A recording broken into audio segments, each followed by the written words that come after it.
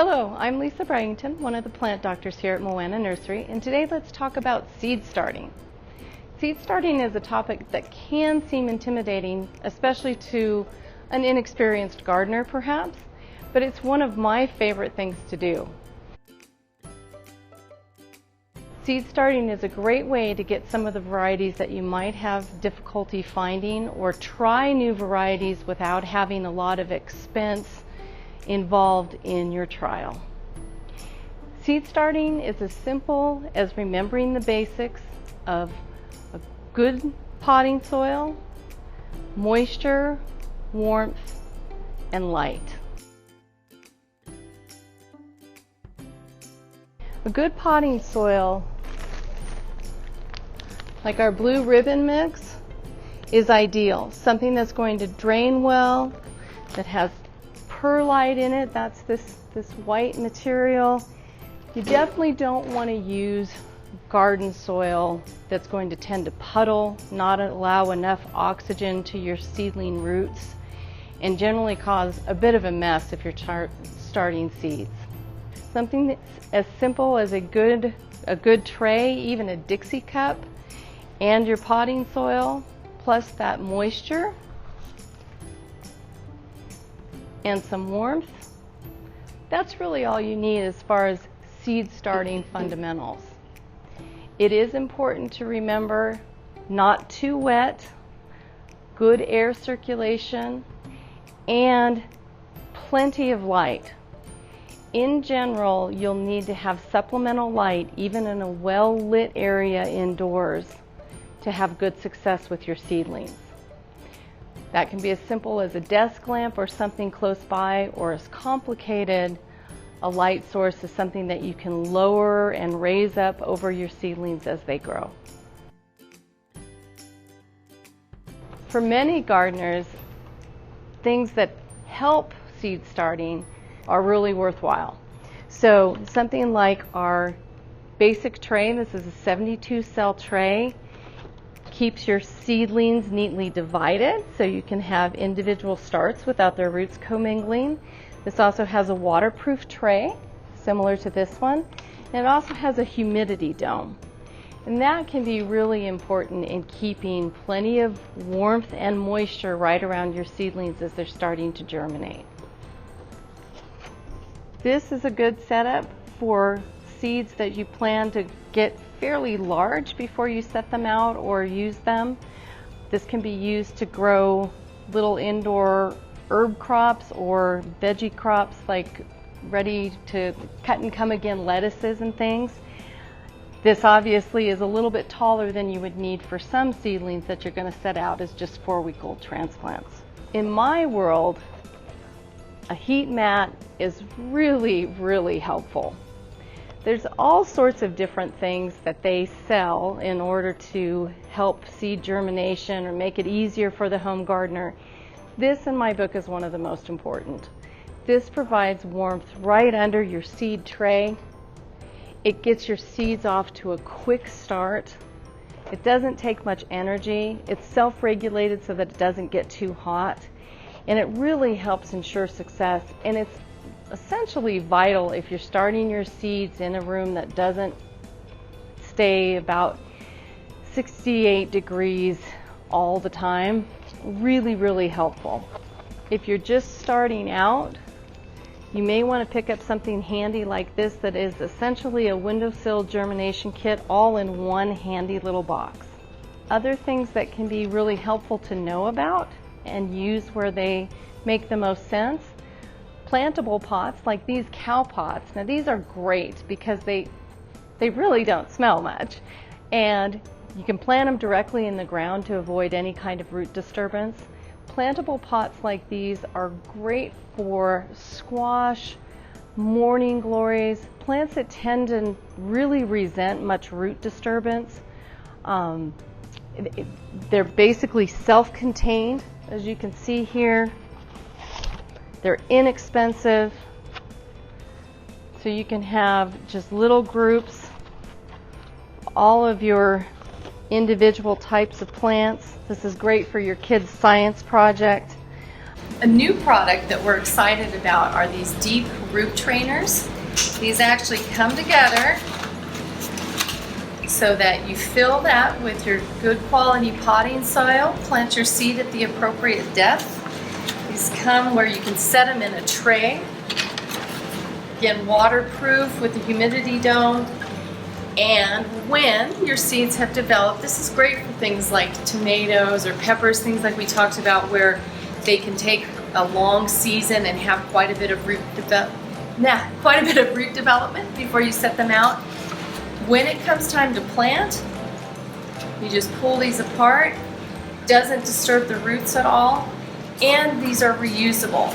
So compared to our plantable pots, these are a handy, great way to not disturb your roots, and these can be used for several seasons. Another helpful seed starting aid to know about are the peat pellets or core fiber pellets. This is a great, clean, and convenient way to get seedlings started. Basically, all of these are compressed pellets that when you add water, swell and make their own self-contained pot. I always like to have a few of these on hand, especially in the winter months when it's not necessarily easy to start anything outdoors. This is a good, again, convenient, clean way to go for your seed starting. And they come in formats where essentially your whole little seed garden can be self-contained. Again, with that same idea of a humidity tray, help keep moisture and warmth available, a waterproof tray to keep everything nice and clean, and your compressed pellets for your soil. So basically you just add water, let those swell up, and then sow your seed at the recommended depth. Very convenient, very handy to have. One quick note on the seed starting is that a general rule of thumb for your seed is going to have about 3 times, the seed about as 3 times as deep in the soil as the seed is wide. So for an example, what that looks like, take some squash seed here. So you have a fairly large seed. In general, that seed is going to go, it's about 1/4 of an inch wide. So it's normally going to go about 3/4 of an inch deep. Pretty straightforward. You do want to make certain to firm your soil if you're using a good quality potting soil like this, or in the peat pellets, get your seed, or core fiber pellets, get your seed settled in there so that it stays deep enough. Sometimes if it works up to the top of the soil and starts sprouting, you'll have an awkward seedling that's vulnerable to getting, to flopping out of the pot or flopping out of the media.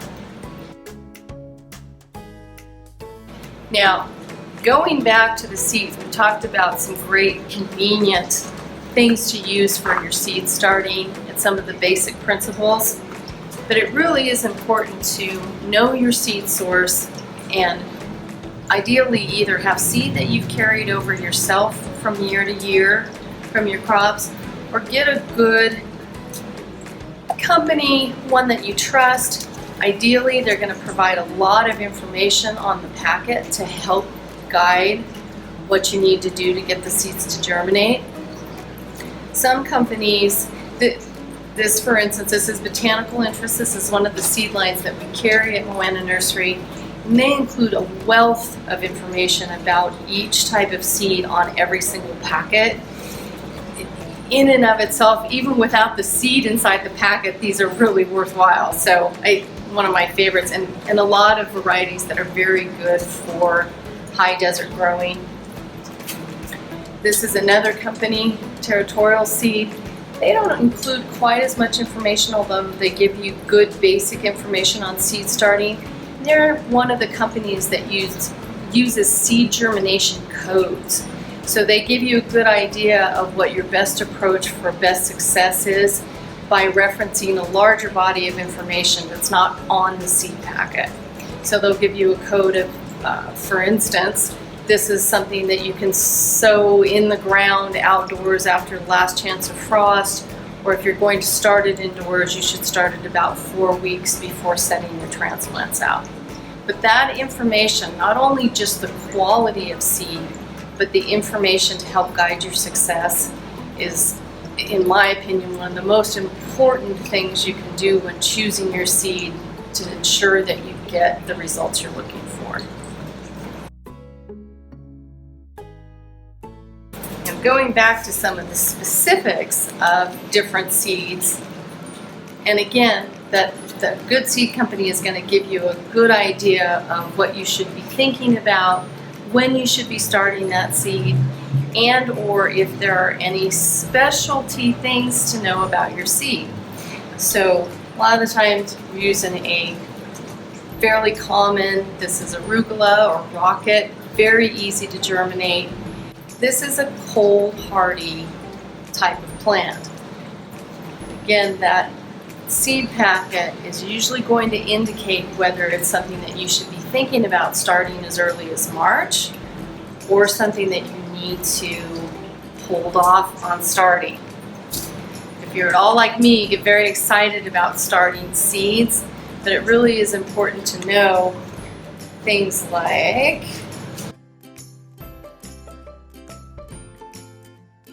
squashes, melons, pumpkins, plants that need quite a bit of warmth, that can't be set out until we're reliably frost-free in the Truckee Meadows, and that grow quickly. You put a pumpkin seed in the soil, you put a zucchini seed in the soil, they're usually, with warmth, going to sprout within a week approximately. And it doesn't take very long before that plant is big and floppy and not manageable, and if you started your seeds too early, you're just going to have a mess rather than a success. So pay attention to the information, or if you have seed and you don't have the information, do a little bit of research so that your timing is correct on your seed starting. That makes a big difference in success. Kind of on the flip side of that squash, melon, pumpkin story are seeds that take a long time to germinate, or plants that take a while to really get large enough to be transplantable out into the garden directly. Tomato seeds are kind of an example. With tomatoes, your general seed starting time is 8 to 12 weeks prior to setting them out in the garden. So our frost-free date, which is generally in May,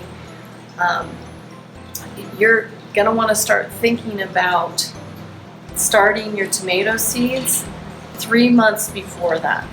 Some of the even longer, eggplant takes a long time, even though you want to make certain that it really is reliably warm outdoors overnight before setting your eggplant out. That's one that 8 to 12 weeks, pretty much a minimum for starting that seed prior to having a plant that's large enough to set outdoors. Peppers are another plant that really take quite a while to get going. So again, usually 3 months prior to that May date. So you're looking at least March getting your seeds started. Some other varieties or things to know about, think about. I love starting perennials from seed. It's very rewarding. It is also a time commitment. It can take usually several years before the plants get up to size so that you have something that's significant out in the garden. But things to know about with perennials, sometimes they break those rules about 3 times as deep as the seed is wide. They can have pretty exacting requirements as far as what you need to do to the seed to get good germination success. So this lupin's a great example. This actually has a very hard seed coat, and it does best with a period of cold exposure to get the seed to germinate.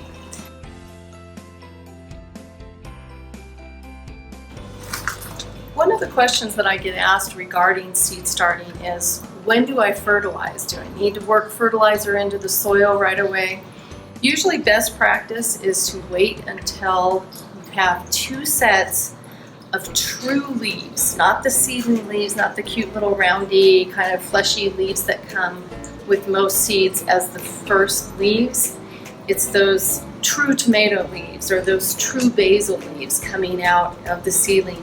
When you have 2 sets of those, it's a good time to start fertilizing. And when you do that, normally you want to use a good all-purpose fertilizer at a dilute strength. So normally about a half strength for this sort of organic all-purpose fertilizer is appropriate. Kelp is a great ingredient to know about to help make certain that your seedlings are strong. And there are some other dilute fertilizers that are great to use just as directed on the bottle. This is Fox Farms Big Bloom formulation, so there's definitely that implication that a lot of the growth is going to be going towards more root and flower. In this particular case, this is just a great formula for a baby type of plant or a seedling type plant. Once your plants have developed those 2 sets of true leaves, or your seedlings have developed those 2 sets of true leaves, adding Super Thrive in the water on a regular basis is also a great way to ensure that your seedlings thrive. Thanks so much for joining us today, and thanks for listening to me talk about one of my favorite topics, which is seed starting. I hope I've provided some tips that are helpful to you.